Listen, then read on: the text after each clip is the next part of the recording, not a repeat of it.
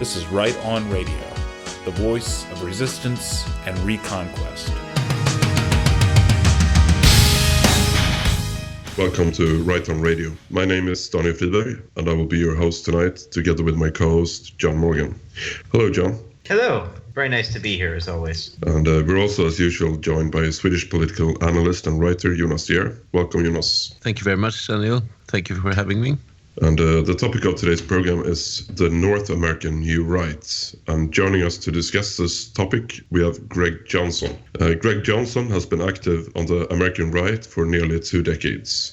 He was formerly the editor-in-chief of the prestigious journal, the Occidental Quarterly. In 2010, he co-founded Countercurrents Publishing with Michael Polignano, a prominent book publisher and web journal associated with the movement he has termed the North American New Right. It's a pleasure to have you here, Greg. Thanks for having me on. So, to start this off, maybe you could tell us briefly what prompted you to start Countercurrents Publishing.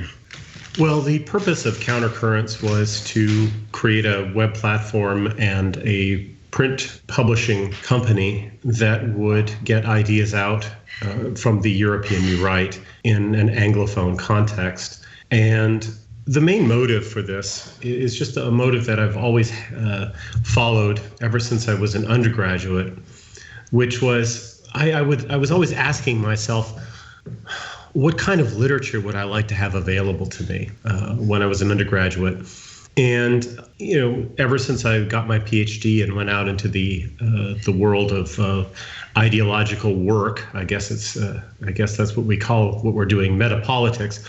I've always asked myself, what's the kind of literature that needs to get into the hands of a bright college undergraduate like I was, who is searching for alternatives to the liberal democratic paradigm. And so Countercurrents really is dedicated, I think, to providing the kind of education for other people that wasn't available to me when I was in college. Excellent. And you've termed your movement the North American New Right. So how have the thinkers of the European New Right, such as Alain de Benoit and Guillaume Faye, influenced you in your approach? Well, the important thing about the European New Right is that it is a metapolitical movement. It understands that upstream from politics is metapolitics, that there are certain intellectual and cultural presuppositions for political change that need to be established, and that the right has failed because we've failed in the metapolitical realm in part. Certainly since the Second World War, the right has been failing because we really haven't paid attention to the culture war, whereas the left has tended to focus on the culture war, education, popular culture, the media, and so forth. And that is why we have this situation where no matter what the nominal party in charge is, no matter what its nominal ideology is, the reigning ideology, the hegemonic ideology is liberalism. I just had an article sent to me a few minutes ago from National Review Online that illustrates this. It's an article by someone named James Kirchick, who got his start as a writer at the New Republic, and now he's writing at National Review. And why is this? Well, because basically there is a single ideological establishment, an ideological consensus in America and certainly all over Western Europe, all over the white world more broadly, that's left liberal. And so it just makes sense that the elites on the left and the right, especially in the intellectual realm, circulate a great deal because really they're just pushing the same ideology, right? But has that always been the case for the US? I mean, you mentioned the National Review, for example. Wasn't that perceived, at least, as a kind of intellectual vehicle for I wouldn't label it a new right, but definitely some kind of new conservative movement at the time when it was founded. And if you look at the likes of Russell Kirk and people like that, I mean, hasn't there been sort of some kind of opposition in the post-war US to this leftist liberal paradigm? The answer really is yes and no. If you look at American conservatism in the 1950s, you find that there were people like Russell Kirk and others who were coming up with a conservative ideology or an anti-ideology, a conservative style of thinking and defining that. But the tendency of National Review from the very beginning, in its early history and its prehistory, I think really is opposed to a lot of those strands that I would call genuinely conservative. Because if you look at conservatism in the United States before the Second World War, you find that there were trends in there that were isolationist. The America First movement was largely a right-wing movement. You find that there were elements that were explicitly critical of Jewish power and influence in society. You find that there were populist elements that were critical of free market ideology and so forth.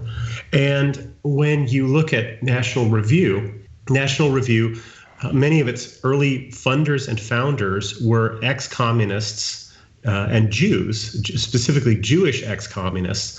And the post-war conservatism that they founded was, first of all, it was interventionist and globalist. And a lot of these ex-communists were specifically Trotskyites, just like the later neocons have a Trotskyite background. And therefore, they were trying to repurpose American conservatism to be a tool of fighting the Cold War with their tribal and ideological enemy, Stalin. Right? The populist elements of conservatism, pre-World War II conservatism, were marginalized and disdained. There was an emphasis on free market economic orthodoxy, globalism, etc. All of that was right in the DNA of National Review from the very start. And it was only later that the neoconservatives came on board, but they were really just building on trends that were already in existence. And so I look at most of the post-World War II American conservative establishment as essentially a tool of Jewish intellectual and political hegemony in America. And since Jewish preferences tend to be leftist anyway, what you find is that the right has basically been retreating on many, many right-wing principles. And the only thing that's really right-wing about the right today now is their bellicose commitment to fighting wars in the Middle East. They've given up basically on the culture war and so forth. They've basically accepted a great deal of left liberal hegemony along the way. And I just think that that's a tendency that needs to be fought, and that there was really no fundamental intellectual conservative opposition in America after the Second World War. There were many racialist elements and populist elements, but all of these people were marginalized from the mainstream. These were marginal voices. And the one genuinely anti-liberal intellectual movement in America, anti-liberal in the European sense, conservative in the European sense, meaning that it wasn't just a kind of classical liberalism, was the Southern agrarian movement. Yeah. And that movement sort of petered out into basically writing literary essays. I mean, most of the people, the theorists of the movement, were literary critics and poets anyway. And the real political impetus and power of that movement sort of dissipated after the Second World War. And I really do think it's high time, therefore, that in the English-speaking world, and since I come from the United States and I have Canadian relatives and roots as well, I think of myself as a North American, right? Culturally, I belong to the North American Anglosphere. And I think that every problem that the United States has is mirrored in Canada. And so anyway, I try to define what I'm doing as providing a North American new right, a new metapolitical movement of the right that basically works to deconstruct the hegemony of the left in American politics. And we have a complete leftist hegemony in American politics today. There's no question about it. So anyway, that's my goal. That's my project. But how come that you sort of look to Europe for inspiration? And this is a question to John as well. What about people like Father Coughlin or Huey Long, those sort of great American populists? Can they not provide? I mean, they weren't perhaps your classic intellectual, but they certainly weren't stupid people. Can they provide us with some kind of inspiration today, or can they provide Americans with some inspiration? What's your take on that? My take on it would be, I mean, I think they were good for their time, but I think that Americans, I mean, we're in a culture now where something that's more than a week old is considered out of date. So I don't think that you can. Of course, there are people on the fringes of the radical right who are responsive to figures like that. But if you're really looking to forge a new school of thought for America, I don't think that's the way to go. And of course, like you said, I mean, they were also somewhat limited in their approach. I mean, they didn't have the very broad view that the thinkers of the European new right would have. I'm hard pressed to think of many American right-wing thinkers who have the same depth or the same broad view of things that you would find on the European right. And there's probably specific cultural reasons for that, but I don't know. But it's not always the same thing, sort of having a broad view and a deep view of things. Well, in my take on this, figures like Coughlin and Long they're admirable people, and they were political figures. They had mass followings and led mass political movements because they existed in a culture where there were people who were already receptive to that message. And today, their message seems like it's from Mars because the culture has been so radically changed. And so I think that if we work harder in the cultural struggle, right, in the metapolitical struggle, there will be more people with ears to hear that message. And I do look at somebody like Trump as reviving certain populist themes. He's an economic nationalist, for one thing. And there is still a receptivity in the United States, right? Which is why the whole political establishment, left and right, is trying to lock out Trump. Americans are never really allowed to vote on what they want, right? They're never allowed to vote for socially conservative, economically populist policies, because if they were given that choice, they would take it every time.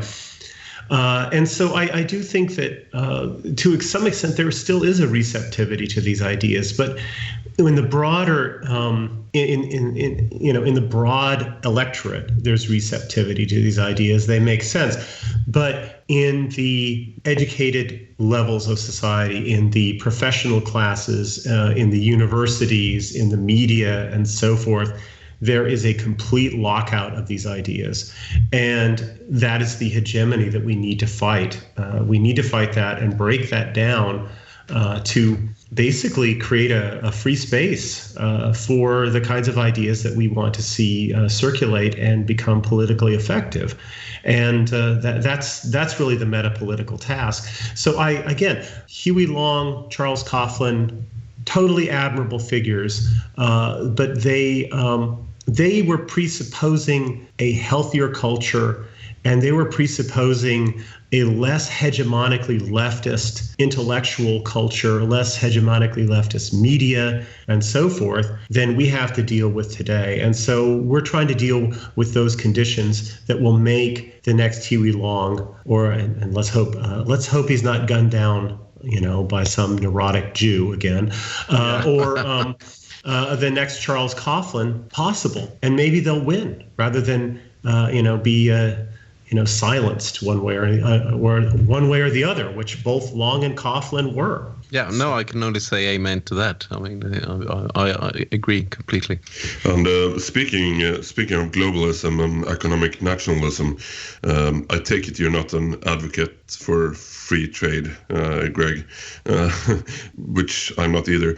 But what would be your best argument against free trade? Well, the best argument against free trade is from basic economics, from your basic macroeconomics textbook, if the high standards of living enjoyed in white countries will disappear if there is complete freedom of trade and freedom of movement of capital and labor.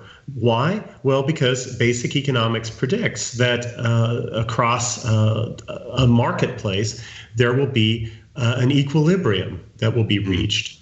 And what that means is that in a completely global free trade environment, the living standards of the 6 billion plus people in the poor world will rise ever so slightly, and the living standards of people in the more civilized industrial world, and I would include Japan in that, as well as South Korea, but primarily we're talking about the white world, those living standards will go down a great deal.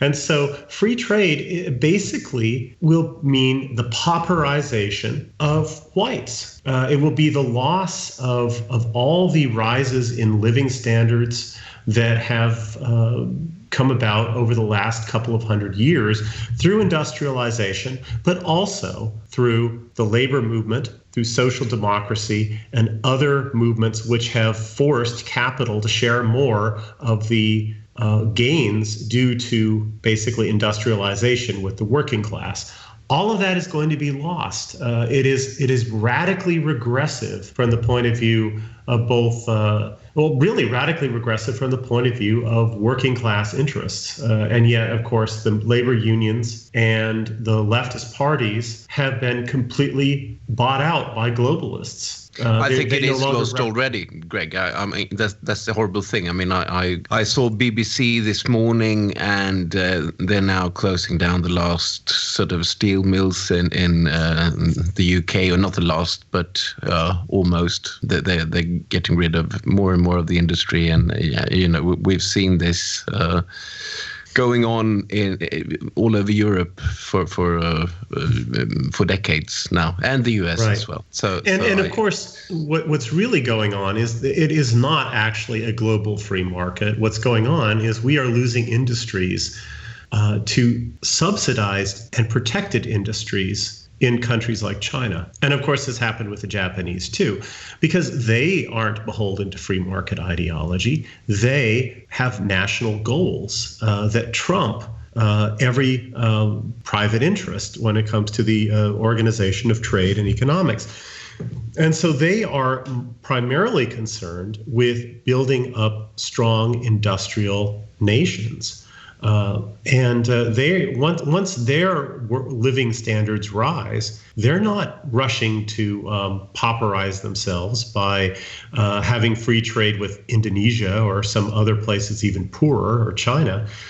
They're in it for themselves. And so, free trade isn't even really free trade. If we had free trade, what we would have is simply a race to the bottom and the pauperization of white people and advanced Asian peoples as well. We don't have that. What we've got is white countries basically losing industry, lowering living standards and things like that, while protectionist powers that aim for global hegemony, and I'm thinking primarily of the Chinese, are assiduously pursuing policies that they know will deindustrialize and pauperize the West. And they are just delighted that we are ruled by a completely rootless group of people who don't think ahead and don't think in terms of politics and the clash of great powers. Their long-term game, their long-term idea is that we're going to live in a world without borders. Well, that's not true at all. Not everybody's going to, jump in the globalist melting pot.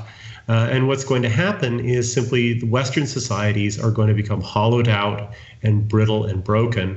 And there will be new global superpowers like the Chinese. And eventually they will just brush aside these rootless plutocratic elites in the West. And I think that, that's really the world that's going to happen. But even if you just go by pure free market orthodoxy, it's predicted that free trade would be absolutely devastating to the living standards of people in the more developed world. And it's not just going to be economically disastrous, it's going to be politically disastrous, because what it's going to mean is eventually the global hegemony of the Chinese. And they produced some lovely porcelain and art in the past, but there are a couple billion of them are not particularly into Chinese high culture. They're not into that anymore. They're just into increasing their power and their share of the Earth's natural resources. I think of it as a very, very sinister and dark future that's being prepared for us. But I mean, it's obviously an old dream of organized Jewry as well. It's not basically the Chinese. I mean, this must have been, as I said, a very, very long-standing dream for the most sort of, if you will, cosmopolitan or rootless people on Earth. Yeah, I think that the model that these people have basically is the plantation economy. And there's been a great struggle between people who basically advocate plantation economics, where there are a few very, very rich people, and there are a lot of people toiling away in absolute poverty in labor-intensive jobs on the one hand, and then the advocates of capital and workers' rights that on the other. And Jews, I think, are always inclined towards the plantation model. And but of course, the most evil dimension of Anglo-Saxon capitalism has always been spawning plantation economies wherever they go around the world. I think that both Jews and rootless Anglo types are going to be swept aside, though, I think, eventually by Asians. I think that Jews are very, very foolish because their shit just doesn't fly, to put it crudely, with the Asians, with the Japanese, the Chinese, or the Koreans. They just look at them as a particularly obnoxious form of white people, and they certainly don't worship them as gods like a lot of white people in the West do. And I don't think they ever will. So I think that as the West declines, I think Jews will decline because they've never had it so good. Greg, can I just bring up, you've used the term white or white, as Jared Taylor would have it. Of course, one of the pillars of your philosophy is white nationalism. And I think that white nationalism, is very sensible in the U.S., where, those of us who are of European descent in the U.S., have kind of been homogenized to the point where, calling us white is kind of appropriate because we have, more or less a unified white culture in the U.S., although, of course, there's regional distinctions still. I wouldn't want to ignore those. But when it comes to Europe, where the term white to nationalist is still something, I think, kind of alienating to an extent. So how do you see white nationalism relating to the sort of ethno-nationalism that we see that's prevalent in Europe, and also to the existing nation states of Europe? Well, I think that white nationalism is a sensible idea primarily in these colonial societies where you have blended European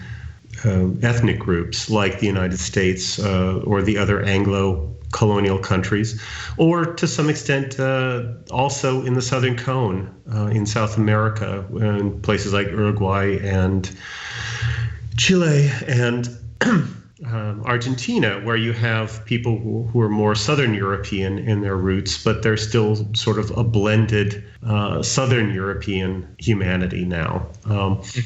So I think that it makes most sense in those contexts, but it even makes some sense within the context of Europe.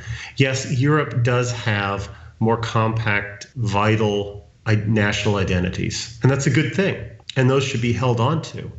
Yet at the same time, I think that we have to emphasize that there is a racial dimension of any European identity. It is not enough to be merely a white man to be a Frenchman, but every Frenchman is in fact a white man, right? It's a necessary but not a sufficient condition for participating in any of the more compact European identities.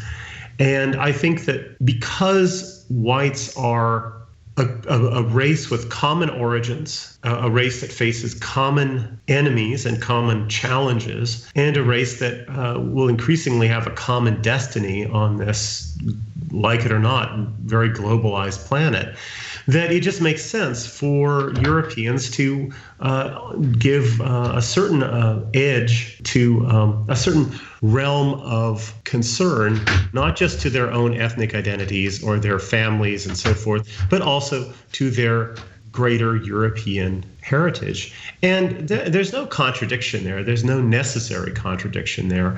It's possible for people to have concentric circles of allegiance, right? You have preferences for your family, preferences for your friends, preferences for your hometown, preferences for your native language and culture, preferences for your nation, and also preferences for your greater racial community, especially when you're forced to choose between it and, say, a mass invasion of people from the Middle East, which is going on.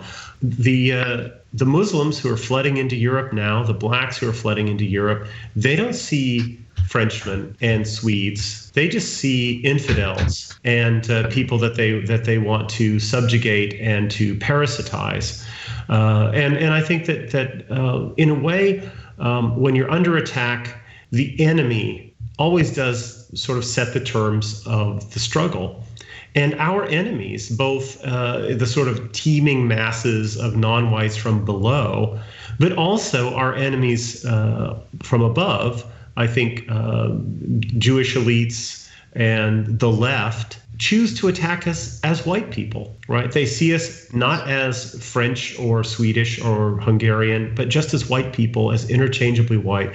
And really, as white people, we're all slated for dispossession and destruction. And therefore, if the enemy chooses the terms of engagement, we have to, if we're going to defeat them, fight them on the ground that they choose. Roger Devlin put this really nicely. He said, look, if they come at you by sea, you have to fight them on the shore, right? You can't fight them on some other front that you prefer, something that fits with your high-minded sense of what kind of politics you'd really like to engage in, right? Because if they're coming at you from the sea and you send your troops to another frontier where they're not going to attack, where they're not attacking, you're going to lose. You're going to lose. And I think that the sort of high-minded universalist and conservative desires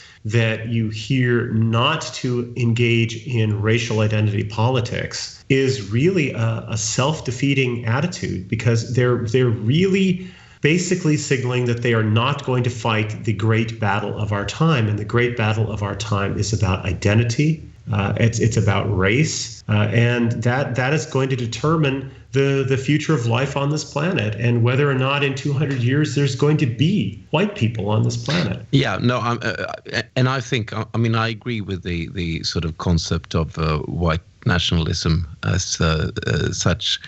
But I think it makes much more sense to Western European peoples than it does to Eastern European, the way things stand now, because we've been so much more challenged by non-white immigration for such a long time. Well, the Eastern and Central Europeans are very much aware of the civilizational threat facing us right now in terms of the migrant invasion, even though they haven't been as affected as we have yet, and hopefully never will be. But they were on the frontiers. They were on the frontiers where the Mongols came and where the Turks came. Well, that was quite a while ago, you know. So. Yeah. Well, but they still remember these things. Absolutely, it's still very much alive in their memory and their. I mean, they are much more aware of their history than most other Western European peoples are. But nevertheless, I can. Yeah, but the sort of concept of white nationalism, do you think that would go down as well in say Hungary? No. No, absolutely not. I don't believe that it will go down well in pretty much any European country as a concept. But the idea itself is good. But the concept itself is not going to be a concept that European nationalists will rally around. That's my firm belief. And I think that we need to of course, encourage ethno-nationalism, which is growing stronger by every day in every European country, and also focus on the European level. I mean, every Hungarian nationalist, for example, and every Polish nationalist understand that they also belong to the greater European civilization, and they have a responsibility of defending it as well. But that's what I mean by, in a sense, that broader European consciousness. John, or Daniel, I don't remember the name of this fellow, but he's a mayor in the south of Hungary, in a place called the one in Ashotalam. Yeah. He's done some videos. He's kind of a cowboy. He's impressive though. He's done some slick videos talking about his work to police the border and stop migrants coming in from Syria, through Syria into Hungary. And one of the things that I really liked about what he said is that we ultimately Europe is going to stand or fall together. You can't just fight them in Hungary. You've got to fight them everywhere. And so there's a sense that, okay, yes, we'll fight them here on our border, and we're going to take care of our own people first, and that's natural and normal and just.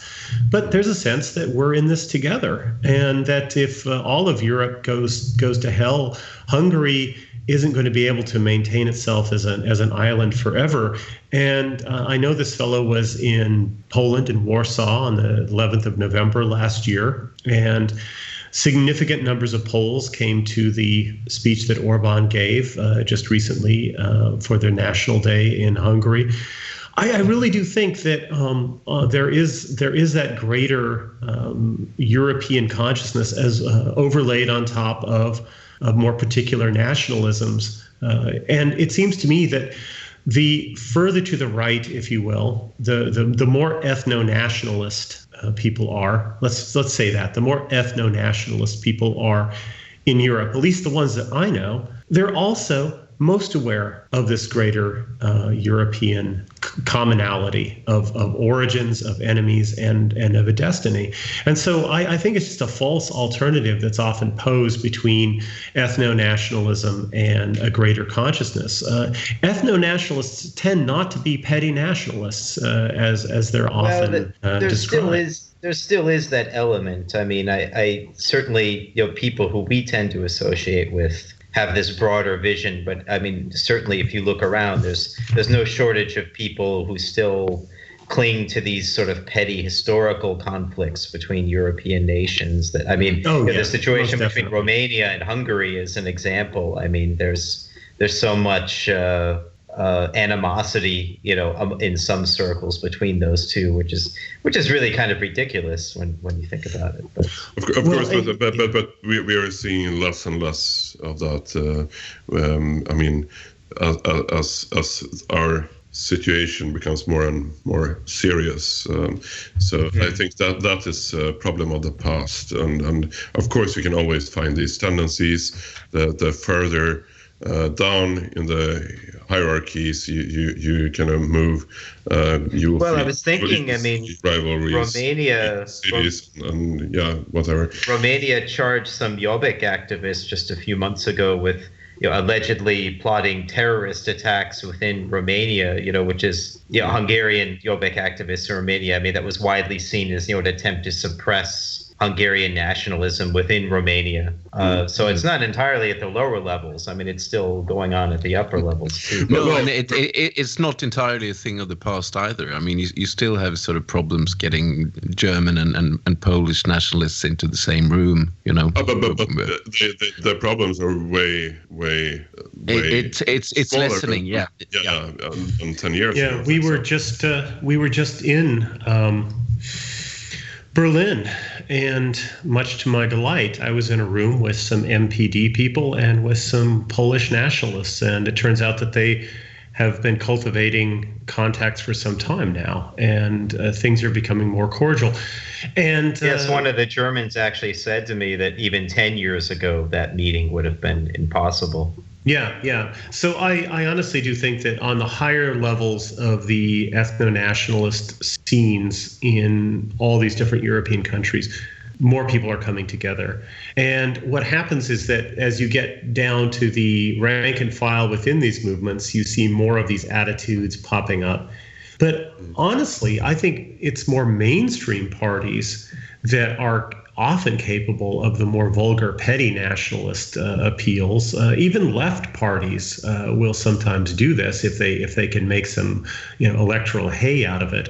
So I'm generally hopeful that in Europe there is coming to be a kind of mature sensibility amongst ethno-nationalists that they can be loyal to their own people and their own nation states, and also they can balance this with larger European issues and larger European consciousness. And that higher level of common heritage and destiny, if you will, can be used as a basis for dealing with peoples in other European ethnic groups that have historical grudges. Absolutely, and it's my impression that that more and more people, especially today, especially the past few years, and especially since the migrant crisis really picked up pace, are realizing that we're, as you said before, we are in this together, and Europe will stand together and win, or Europe will be divided and we will fall. But anyways, we will go to break now and listen to the song The Age of Oppression with Malika, and after that we'll talk about your latest book, Greg. So yeah, talk to you after the break.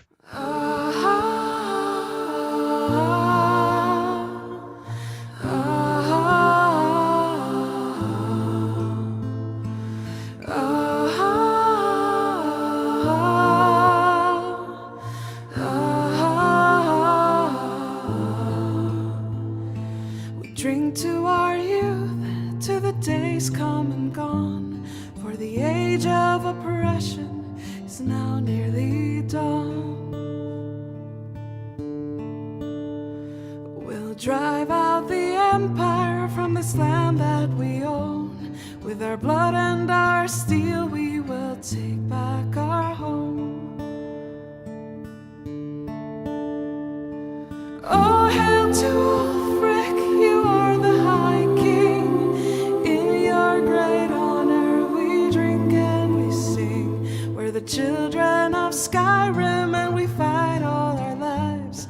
And when Sovngarde beckons, every one of us dies. But this land is ours and we'll see it wiped clean of the scourge that has sullied our hopes and our dreams.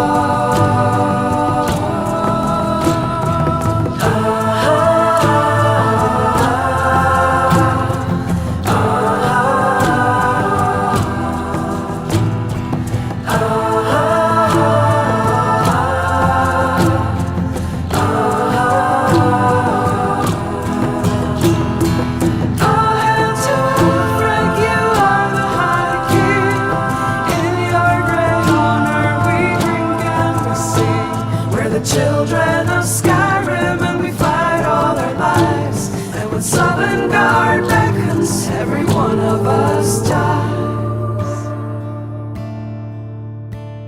We drink to our youth, to the days come and gone, for the age of oppression is now nearly done.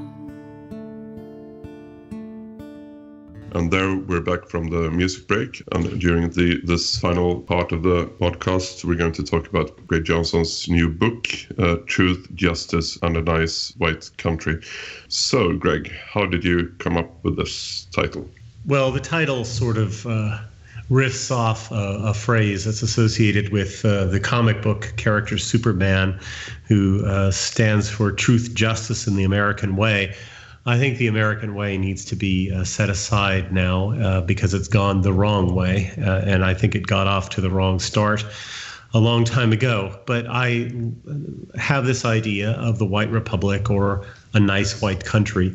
And the phrase came from my friend Margot Metroland, who writes for Countercurrents. She said, basically, we just have to communicate to people that what we want is a nice white country. And I thought, that's kind of brilliant, because in the United States, people want nice schools for their kids and nice neighborhoods to live in. And the unspoken assumption about nice neighbors and nice schools is that they're white. People want to join a nice white church. They want to live in a nice white neighborhood. They want to send their kids to a nice white school.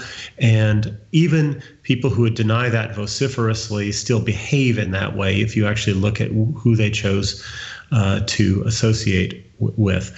So I thought, well, we don't just want nice white schools and neighborhoods. What we want, what white nationalists stand for, are nice white countries. And so that's where the phrase comes in. And I think it's a good statement of what we want, a simple, down-to-earth statement of what we want.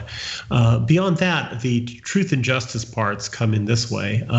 When you look at political correctness, if you try and break it down very, very simply, what is political correctness? Well, it's basically lies.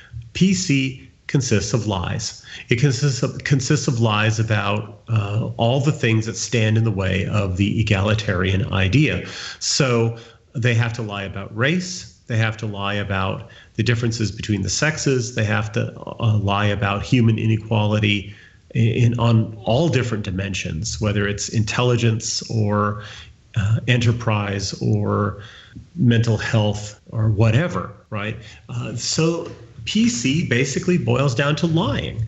And it also boils down to lying especially about justice. They tell lies in order to do injustice. PC is all about exculpating groups from the consequences of their own failures. So blacks and browns and Muslims in Europe, they do all kinds of bad things. And yet, when these terrible things happen, the politically correct jump up and basically tell lies and say, it's not their fault, it's our fault, right? There's this constant blame shifting from non-whites to whites. All non-white pathologies are the fault of whites. Non-whites are therefore not really agents. They're not morally responsible. They don't really count. They're kind of nullities as human beings. And white people are apparently omnipotent. There's nothing we can't do. We have this occult power to get into the heads of black people, even black people thousands of miles away or even thousands of years in the past, I imagine too, and somehow mess with their minds and get them to behave in ways that are objectively against their own self-interest. And it seems like they're agents, but no, they're not. Whenever bad things happen to non-white people or caused by non-white people, the politically correct are always coming up with increasingly occult ways, implicit racism, stereotype threat, etc., in order to blame whites and exculpate non-whites. And so just sort of examining what political correctness is, it's lies and injustice, and we stand for truth and justice.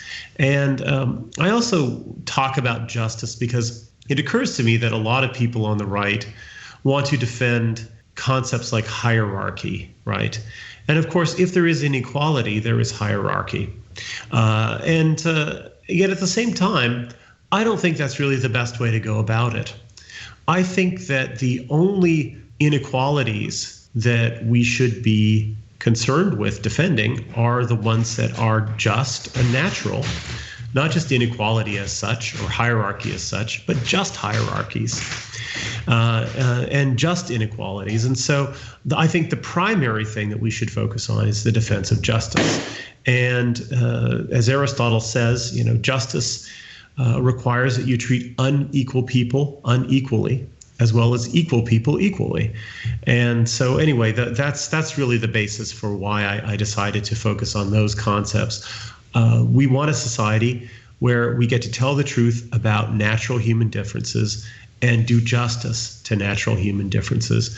That's not the society we live in today. But if we get our way, we will live in societies that are racially and ethnically homogeneous, because that's really what people want, and that's what the truth about human behavior and human society really points us towards.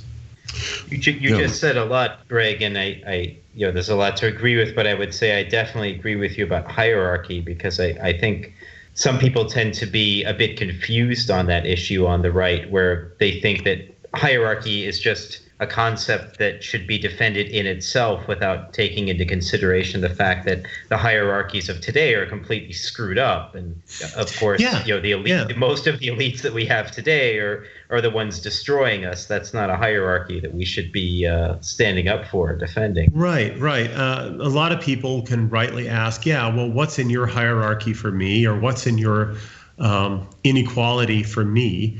Or for whites. Either. Yeah, and they're right to do that. And so really, we're not for inequality or hierarchy as such. We're for just ones. That should come first, right? And part of justice is doing justice to yourself and doing justice to your own identity and being authentic. I do think that it is totally morally legitimate to love yourself, if you will, and love one's own and take care of one's own first. I think that's at the core of the politics of identity when you get right down to it. Mm-hmm. Well, it shouldn't even be sort of a question. That, I mean, it's so obviously fundamental to human nature. It's just in the Western world these past I don't know, generations really that's been put into question. It's it's so aberrant, the politically correct outlook. It's so aberrant, it's so false that it can only be maintained by constantly lying to people, constant brainwashing, and constant suppression of dissent. Jews are the kinds of people, for instance, who need to control the media, right? Liberals are the kinds of people who need to control the educational system. Why? Because they need to constantly be in control of what people think and say and believe, and they also need to constantly be able to intimidate people into shutting up and going along with it, even if they don't believe it, because their attitudes and ideals and programs are fundamentally false. You only need control of of people's minds, education, and the media if you're telling lies, right? Of course, I'd love to control the media and reverse the polarities and tell the truth. But, in a way, we don't even have to do that. We can trust nature to some extent. We really do stand for what's natural and normal and right. And when you take the pressure off people, things will naturally sort themselves out along the sort of lines that we envision. That doesn't mean I'm a libertarian, but, I mean, things will sort of naturally sort themselves out that way. I think we should help things along. But still, we are on the side of nature.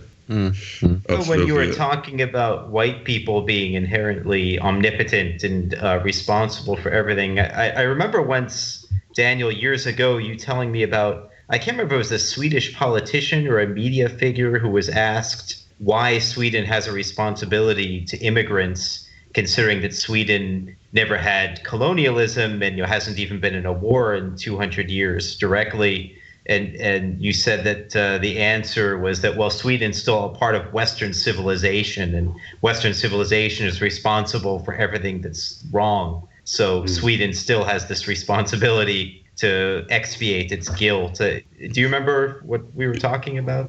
Yeah, absolutely. And I've been going into this topic several times, and it simply means that Sweden is part of Europe and the Western civilization. And according to the cultural Marxist narrative, Western civilization is guilty of pretty much everything bad that has happened to non-whites throughout history.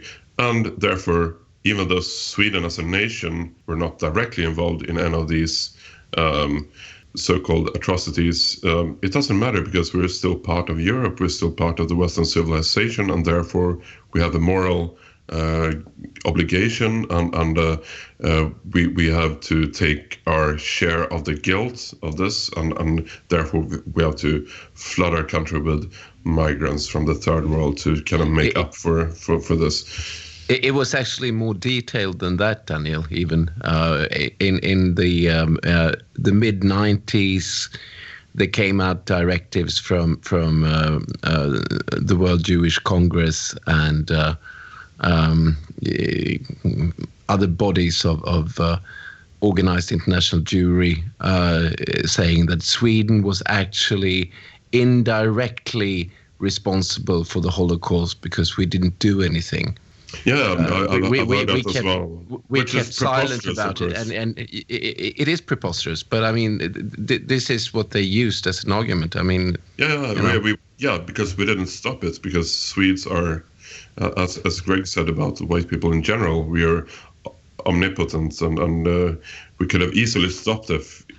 Even the U.S., which obviously we are guilty. Even the U.S., which was on the side of liberating the camps and so forth, is now it's said that we were complicit because we didn't put all of our efforts into liberating the camps first. Yeah, there you go, and therefore no one knew about it till 1944 because they just didn't care to tell about the atrocities that were going on. So I mean, but this is what has been used to sort of create some kind of Swedish guilt.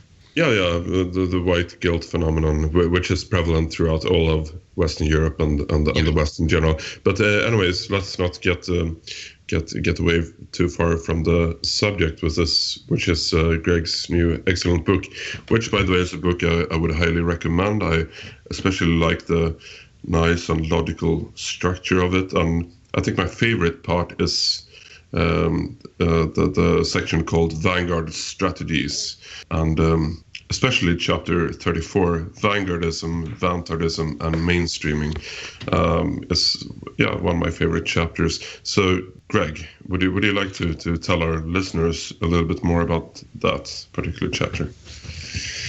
Yes, that chapter was written to try and stake out an alternative position in a controversy that flared up between the Daily Stormer, run by Andrew Anglin, and Ramsey Paul and Colin Liddell. And basically, Colin and Ramsey Paul both think that Andrew Anglin's quote-unquote full Nazi approach to white advocacy is somewhat perverse and self-defeating. And they want a more mainstreaming sort of approach to white advocacy. And I wanted to argue that, well, yes and no, okay? There's this distinction between vanguardists and mainstreamers, and vanguardists are the people who believe that you have to plant your flag on the truth, on the bedrock of truth, and you have to work to bring the whole rest of the world around to your way of thinking. Whereas mainstreamers tend to have this attitude, well, you've got to meet people halfway, and that means muting certain issues, being clever about things, perhaps being a little bit even dishonest about certain things, keeping certain things hidden away. And if you got people who are going full Nazi, well, you just have to drive these people away entirely because they're just embarrassments, and they drag along all kinds of unnecessary negative ideas into our cause. My argument was this. I want to defend vanguardism against the mainstreamers. But at the same time, I recognize there's a certain force to the critique of Andrew Anglin and so forth, and the full Nazi crowd. Let's just call them the full Nazi crowd. And that's simply this. They advance a false premise, which is that the only authentic form of white advocacy is somehow Nazism or neo-Nazism, and it has to be run through that particular political movement that grew up between the wars in Germany. And I just think that's objectively false. There are a lot of different routes by which people can arrive at political institutions and policies that used to be the common sense of the entire world before 1789 anyway, right? And since the things that we believe are based on reason and reality rather than just on historical contingencies and accidents, there's something perverse and self-defeating about insisting that our message always needs to be connected with these particular historical contingencies. Now, I hasten to add that if a person really is sincerely a National Socialist, who am I to say that they need to hide their light under a bushel and be fake? I think that we should all be really authentic, okay? And I think that their error is to insist that theirs is the only authentic route to white advocacy, which I think is false and self-defeating. Now, as far as vanguardism is concerned, I think that there are four basic principles that you simply can't compromise on. And if you do compromise on these things, we're not going to solve the problem. And what is the problem? Well, the first principle is simply this, that there is an inescapably racial element to white identity. Okay, I brought that up earlier. We can be French and Swedish and Hungarian, but we're also white. And to bring in that white element of identity helps you deal with fake forms of civic nationalism, right, which are being put forward. Well, a Muslim who was born in the UK is a British lad. That's just nonsense. That's not true, right? After the Belgium attacks, I put out on Twitter after I heard, I think it was Boris Johnson said that there looks to be a UK casualty in Brussels, and I tweeted out, it's sad that we have to ask whether or not this UK casualty was one of the suicide bombers, right? Remember the subway attacks when some British lads who were a bunch of Pakistanis, right, blew up a bunch of people in London. That fake form of civic nationalism is just eliminated if we take the racial element seriously. And also it does bring us back to a greater sense of European identity, which we all also discussed. So principle one is that there is a racial element to who we are. And the second premise that I think is absolutely essential that we can't compromise on is that we're threatened with simple biological extinction. And I deal with this in the first two chapters of the book. There's a chapter called White Extinction and a chapter called White Genocide. And I use very simple and I think very persuasive arguments to show that A, our race is going extinct if present trends continue, and B, this extinction is not some mysterious cosmic accident or some coincidence. It's actually the product, the predictable product of political and cultural policies that have been imposed upon the West since the Second World War. Okay. So the second thing we really just can't compromise on is that the threat is that dire. The threat is extinction. The third thing that I think as a vanguardist we can't compromise on is the idea that the only real solution to the problem of white extinction is to create homogeneously white homelands, racially and ethnically homogeneous white homelands where we can basically control our own destinies and repopulate our race. And then the final thing that I think is non-negotiable is that Jews aren't us. Jews are not whites. They are a distinct group with a distinct identity, a distinct sense of origins and destiny, and they define themselves in opposition to us. And they are not only the source of a great number of the problems that we face, but what's even less controversial, I think, is that they are the principal opponents to sensible nationalist policies to pull ourselves out of this decline towards extinction. So those are 4 things that I think are non-negotiable. Now, as far as mainstreaming goes, I think mainstreamers are right to think that we need to be maximally pragmatic and flexible in getting our message out there. I just can't be pragmatic and flexible about the message itself. There's certain truths that we just can't do without. And I think that as a movement, we need to be trying to find ways of speaking to all the different white nations, and within those nations, every white generation and age group and interest group and constituency there is, and try and get the message out through as many media as possible. I'm totally pragmatic about that. But as a vanguardist, there's certain things that I'm very dogmatic and fixed about. So that's basically the argument of that chapter. Mm-hmm. And the term Vantard, I mean, the Vantard, it's just, it's basically a combination of vanguard and retard. And it's basically refers to forms of vanguardism that actually retard rather than move forward our cause. And I do think that there are a lot of vantards out there, and I would like to bring some of them over to a less self-defeating and more pragmatic way of actually serving some very important bedrock truths and making them the basis of a new political reality. Yes. Well, some of them might be capable of that, but I think some people are just too caught up in their own, it's everyone wants to be the Führer. I think that's part of the problem with, the movement as it is today. There's too many people who, want to decide, want to be the one in charge, basically, rather than actually thinking about what's best for the cause that they claim to serve. Yeah, well, I have a chapter. I mean, when you say as it is today, I mean, John, that's been the case for decades. Oh, yes, I wouldn't deny that. Yes, certainly.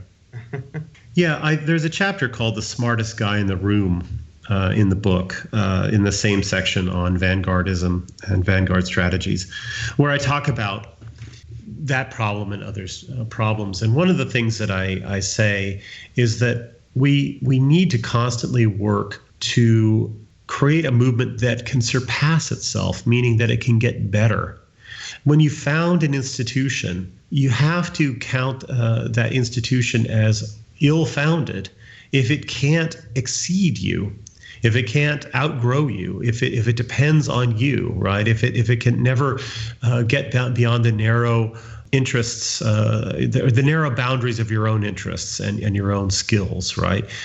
We have to figure out a way of starting small, but putting everything on the up escalator so that things get bigger and better. And a lot of failed movement groups basically are founded in such a way that they just can't get any bigger than their founder's mind, right, and their founders' interests. And so I lay that problem out, and I talk about certain false options, and I basically just say, whatever we do, we have to avoid this because, again, we want to put our race back on an upward path. And if we're going to do something that world historical, we should be able to at least do that in the microcosm with our own organizations. And I don't see much evidence that we're capable of doing that yet. And I'm struggling with that too. Yeah, I'm struggling with that too. I mean, I want to create something with countercurrents that will outlive me and get bigger and better. And one of the things that I do try with countercurrents and with my interactions with other people is I try and teach people how to create their own little publishing cottage industries. I met up with you met the same guy in Budapest. I met up with this guy from Switzerland, and I said, look, take my books and translate them and publish them and make a living from it. I'll teach you how. Right. I said the same thing to people I met with in Poland. I'll teach people how to start their own little publishing imprints and to create cottage industries and to make it possible to make a living while propagating good ideas. So that's one way that I'm trying to do this. I have a somewhat socialist attitude about business. I'm much more concerned with creating organizations and basically an ethos and a movement that will make it possible for more and more people to dedicate their lives to this than simply, amassing as much wealth as I can, right? So as soon as money gets in my hand, I find ways of spending it on something, usually contracting out things to other people so they can produce content and add value to the cause. And as long as I'm keeping my head above water, and as long as I think that things are moving in a positive direction, I'm going to keep doing that. And my retirement plan, as I like to put it, and this sounds like about as dumb as somebody in the ghetto buying lottery tickets as their retirement program. But my retirement plan is for somebody to give me $1 million someday in a bequest. Okay, and until that happens, I'm just going to be happy-go-lucky and just work to make sure that as many people as possible can get involved in a way where they can create content and create change and do it as full-time or close to full-time as they possibly can. I think that's a good idea, Greg. That's certainly also the approach we have in Arctos. I mean, we try to invest everything we can back into trying to spread what we're doing as far as possible. Although I think another problem with the movement, such as it is the number of people who declare themselves to be leaders of the movement, but who don't actually uphold the ideals that they propagate. I think this is something that's all too common on the right, unfortunately. Yeah, and they discredit all of us when they fall on their faces publicly. It just makes us all look bad. Yeah. You see, I hate the idea that I am a leader. I'm not trying to set myself up as a leader, but in fact, I am. I'm leading things until somebody better comes along. That's my attitude. And I would like to hand these things off to somebody better than me because I'm not naturally good at this. It's a stretch. The other thing, though, about the whole leadership idea is that we really don't have a movement that's unified enough to have leaders. What we've got is a lot of independent platforms and independent agents. And if you don't like what somebody's doing, you can do your own thing. I just created myself as the leader of an intellectual movement. I didn't have a lot of capital. I just had ideas. My co-founder of Countercurrents, Mike Polignano, had some skills. We had zero capital. We just had ideas, and we created a new movement. Anybody can do that. And if people don't like what I'm doing, they're free to do their own thing. So, the idea that we've got something that's sort of like a Bolshevik party that's sort of unified and that there's got to be people at the top and we can have forum threads where we talk about who should be purged and things like that. That's LARPing. That's a fantasy I world. agree. Yeah, we're not big enough to even begin thinking about issues like that. Yeah. There's a piece that I wrote called, it's in my second book, the New Right versus Old Right. It's called Metapolitics and Occult Warfare. And in the fourth part of it, which appears on Countercurrents, there's a discussion there where I talk about how maybe hierarchical organizations are really not the way to go at this stage. Maybe what we just need are all kinds of dense lateral networks between essentially independent agents and little grouplets of people who are, producing content and adding value to the cause. And I found this picture that I thought was sort of sinister and wonderful. It was of that marble floored chamber in Wewelsburg Castle, that has the black sun inlay. And of course, Wewelsburg Castle is, it's part of a hierarchical initiatic elite organization, right? Well, it's been redecorated Federal Republic style with beanbag chairs, right? Yes, I saw that. Yeah, and I just thought that was hilarious because in a way, we need to just own up to the fact that we're sort of in the beanbag chair romper room Montessori kid stage of organization. We're not to the hierarchical initiatic society or the Bolshevik model yet. We're just a bunch of sadly, a lot of us are just literally autistic people who are sort of bumbling around creating interesting content and memes linked together by things like the internet. And so far, we're a lot bigger than the sum of our parts. And that kind of synergy is already starting to ripple through the culture, and it's starting to change the parameters of political debate. And that is what metapolitics is all about. So it's working. And my attitude is, well, let's not try and force fit this into unnatural straitjackets. If it's working, let's just sort of let this thing play out. And at the end of the day, Greg, it's the only thing we can do. It's the only thing we know how to. Right. At least those of us sort of talking now, I guess. So yeah, and I eventually, I guess there will be a need for people like I don't know, another Jean-Marie Le Pen to come along, but it's not your task, it's not mine, it's not John's, it's not Daniel's. So I wouldn't want it. And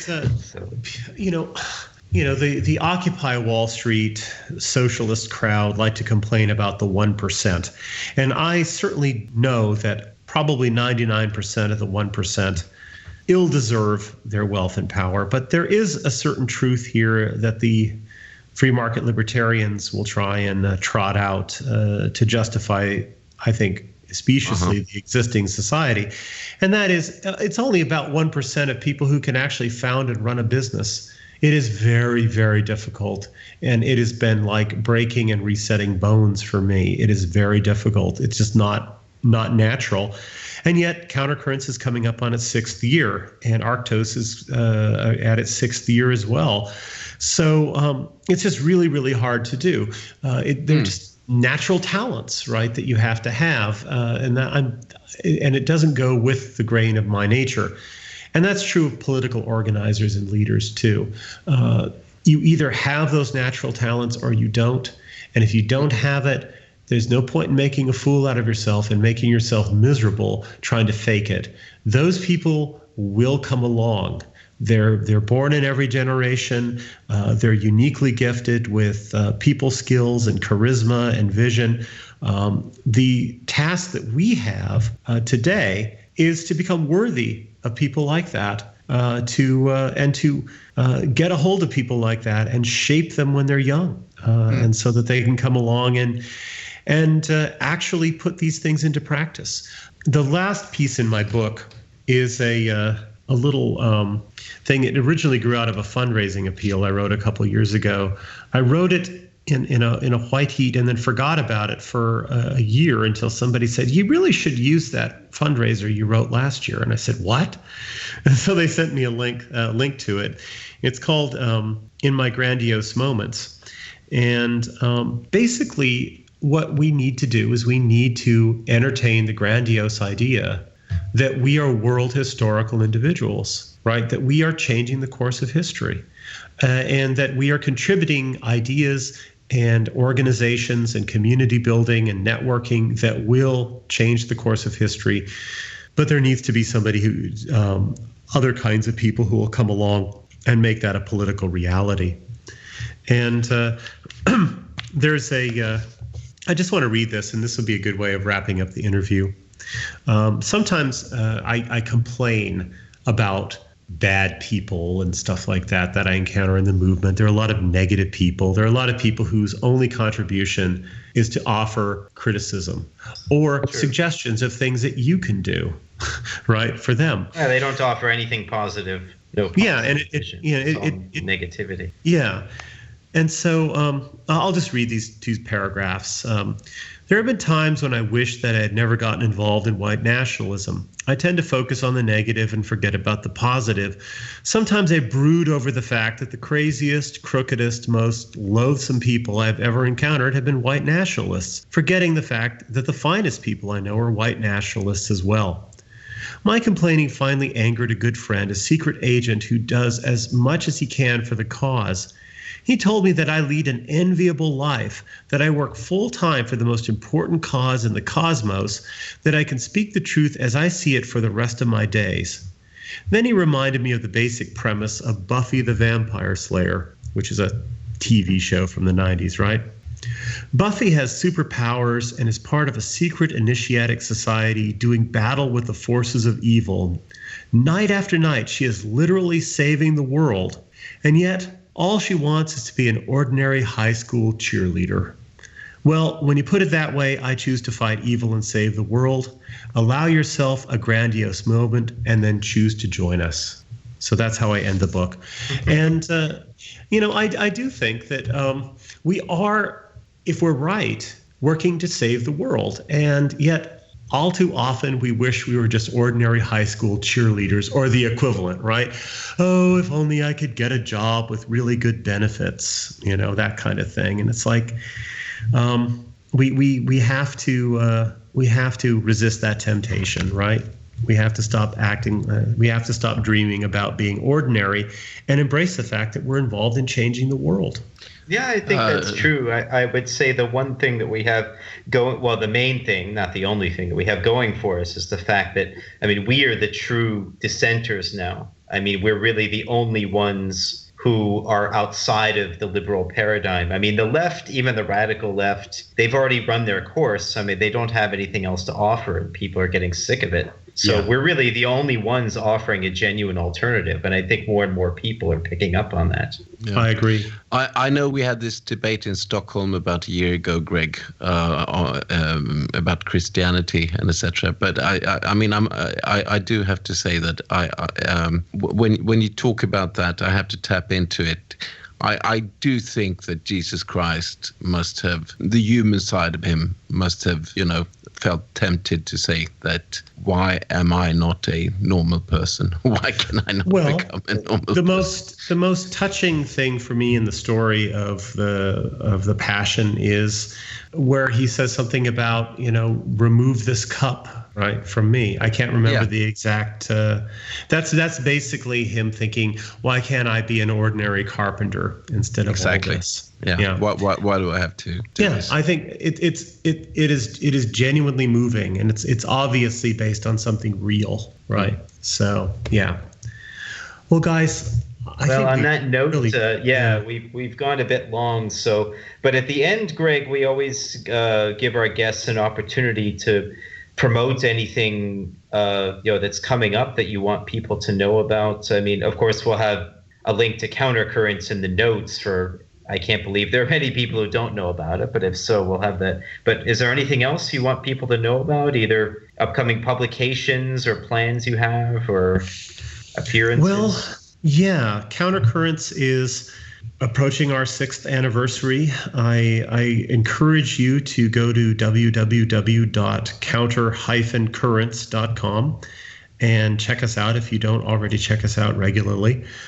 We have been enjoying tremendous traffic, really a huge increase since the migrant crisis started last year, which I think is true of a lot of white nationalist and identitarian style web platforms and portals.